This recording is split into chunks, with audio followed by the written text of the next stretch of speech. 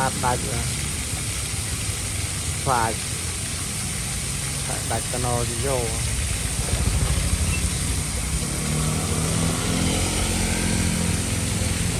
quanh vai này chích xa lên lơ cùng sao mà rồi bài chụp buông lại cho bạn chạy tháo với vào con lại và sẽ lục nung hình ấy rụt cái chả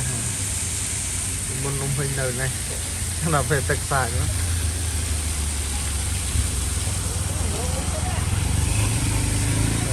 mình tách free và tách cái